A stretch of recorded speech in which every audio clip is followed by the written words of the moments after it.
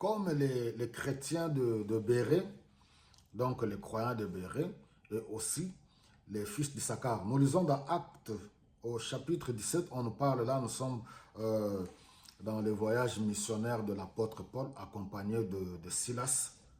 Je donne ces exemples pour que ceux-là, pour que ces chrétiens-là, que nous puissions aussi les imiter, que nous puissions les prendre comme des modèles dans cette époque-ci. On nous dit que dès que la nuit fut venue, Actes chapitre 17, le verset 10, les frères firent partir Paul et Silas pour Béret. Quand ils y arrivèrent, ils se rendirent à la synagogue des Juifs. Ceux-ci avaient des meilleurs sentiments que les Juifs de Thessalonique. Ils reçurent la parole de Dieu avec beaucoup de bonne volonté. Chaque jour, c'est ce qui m'intéresse là, chaque jour, ils étudiaient les Écritures pour vérifier l'exactitude des propos de Paul. N'est-ce pas que, excusez-moi, le psaume premier nous dit, nous donne le secret du bonheur. Heureux l'homme qui ne marche pas selon le conseil des méchants, qui ne s'arrête pas sur la voie des pécheurs, qui ne s'assied pas en compagnie de moqueurs, mais qui trouve son plaisir dans la méditation, dans la parole de Dieu, qui la médite jour et nuit. Alléluia. Qui la médite jour et nuit. Il est comme un arbre planté près d'un courant d'eau et dont le feuillage ne se flétrit point, mais tout ce qu'il fait lui réussit. Voulons-nous avoir la réussite? Regardez les chrétiens de Béret. Paul, ce n'était pas n'importe qui. Un envoyé du Seigneur qui a reçu le mandat de la part de Jésus-Christ lui-même sur la route de Damas, qui avait une connaissance. Si nous lisons aujourd'hui le Nouveau Testament, en grande partie, nous allons voir que Paul a beaucoup écrit que tous les autres apôtres qui ont vécu avec Jésus-Christ quand il était sur la terre, durant son ministère terrestre. Mais voilà, les chrétiens de Béret, on nous dit que c'était des étudiants. Est-ce qu'aujourd'hui,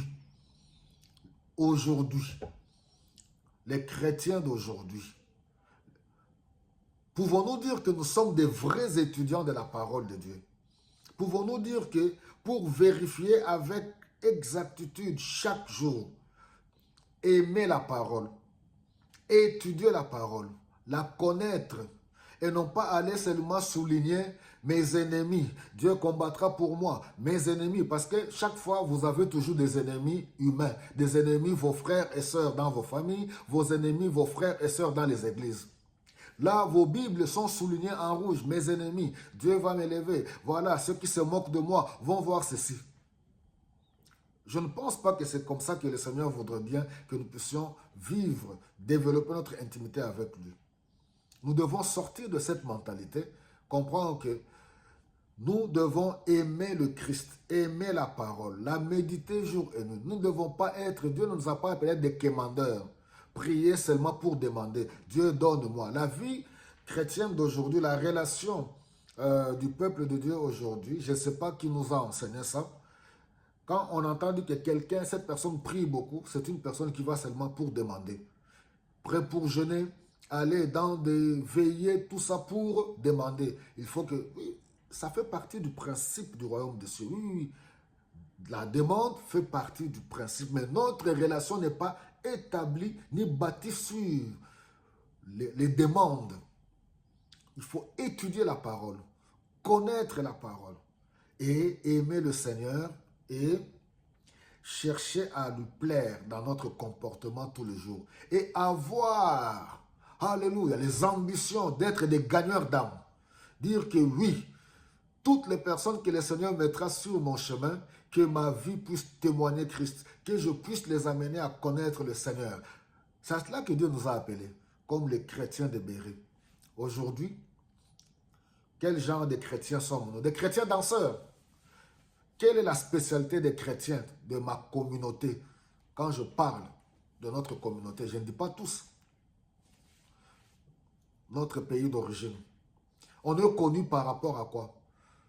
On nous a déjà mis un cliché des danseurs, des gens qui aiment la musique, qui dansent. Ce n'est pas mauvais. C'est un don.